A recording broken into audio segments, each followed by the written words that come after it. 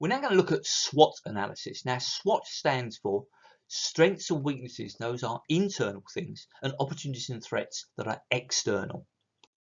Quick diversion. One type of student that's really frustrating to teach is your incredibly able student who never quite manages to achieve. So their strengths are they're incredibly able. The weaknesses may be they may have a low attention span.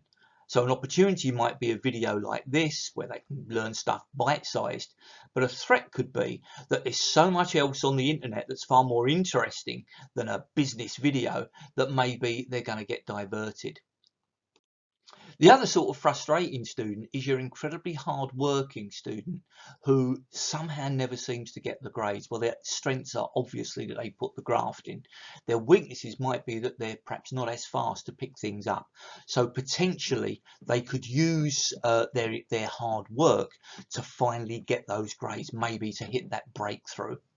The purpose of SWOT, as with any other form of analysis, is to try to improve decision making. It's a structured approach, so you look at 4 different things and then you try to use that to work out where you are and where you want to be. It looks at both internal things, something that's good for the firm, and also external influences.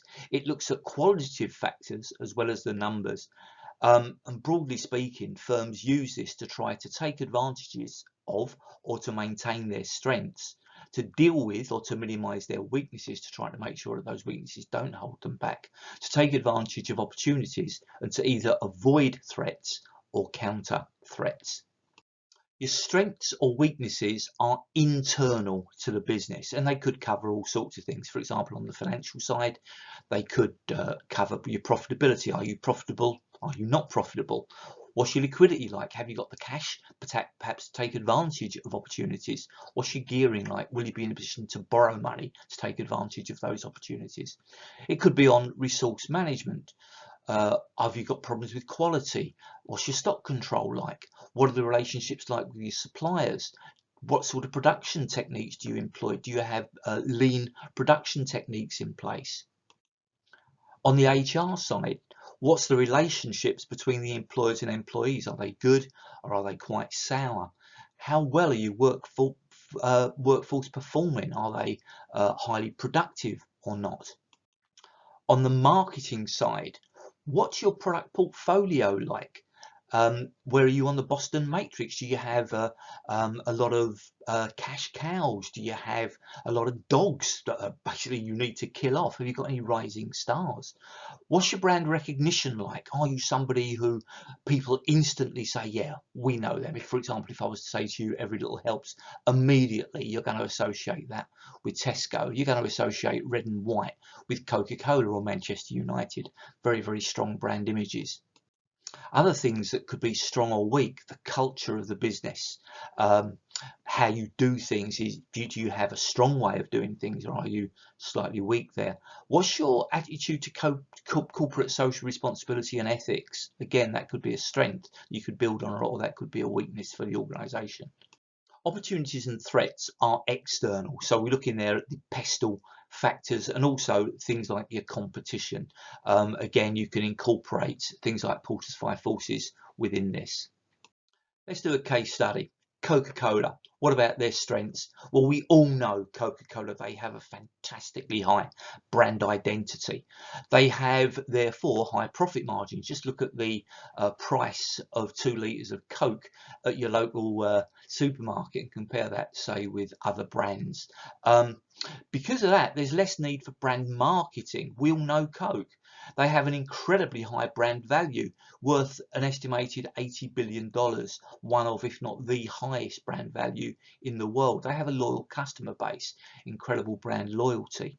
Globally, they are known 200 plus countries they sell in. They have an extensive supply chain. They have a fantastic distribution network. They have the largest market share in the world, 50% worldwide. Pepsi, nearest rival, 20%, and they have really good marketing strategies. On the weakness side, they are incredibly dependent upon carbonated drinks. They have relatively low product diversification. They're not particularly known in the health drinks market. They're not particularly known in the snacks market that people are increasingly moving towards. They are not well known for their ethical stance and water management. For their ethics, look up things like their tax avoidance, the way that they treat their workers. An interesting case study would be if you look up the fact that they actually tried to sell us in Britain tap water that they sort of purified slightly. Really good thing to do a Google search on. Well, the opportunities that are open to them, obviously they can diversify into the health food market. They've got a good distribution network for that. They can increase their presence in developing markets such as India. They could develop packaged drinking water. They actually own Kinley water that they can use to do that.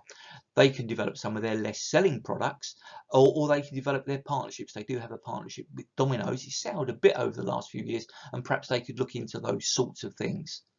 So what about some of the threats that Coca-Cola are facing? Well, the obvious one, there is reduced demand for carbonated drinks. People are increasingly health conscious, and the government is also aware of that, which is why they've introduced a sugar tax. There's global and local competition. The obvious global example is Pepsi, but also Starbucks and Dunkin' brands are starting to eat into, just nibbling at Coke's market share. For local competition, try Googling the list of soft drinks by country, and I just found some examples here. In China, they have Future Cola. Now, that is actually selling in the American market as China Coca. Denmark, they have Jolly Cola. What about in the UK? Well, some examples would be Bar, who sell Iron Brew, Lilt, Lucozade, Tango, Tizer, and of course the supermarket owned brands. You've got indirect competitors, coffee, health or energy drinks. Also, their threats come from raw material sourcing. Coca-Cola very dependent upon water. Water increasingly scarce, and some countries might actually reduce their supply of water to Coca-Cola. And a couple of examples of where Coca-Cola may have used SWOT analysis to develop their strategy. In 2013, Coke bought Innocent Drinks. Why? Well, Innocent, very well known in Britain, not that well known worldwide, so Coke can use their global presence and distribution network to try to boost their sales worldwide. They helps them diversify into the health food market. It makes them less dependent upon carbonated drinks and also boosts their presence in the health market. However, Coke don't try to dominate Innocent. Broadly speaking, they let Innocent do their own thing. Now, why? Well, that ethical stance of Coca-Cola goes against them. So you won't find Innocent being branded particularly well under the Coke label. They continue to brand themselves. So another example, 2018, Coke bought Costa Coffee for £4 billion. Why? Well, pretty much the same as Innocent, to reduce the dependence on carbonated drinks and to deal with that, the falling demand in that particular market. But why is Costa's a particularly good buy potentially for Coke? Well, Costa's very well known in Britain, but they're not the leading player worldwide. Coke have got distribution networks. They've got distribution networks in China.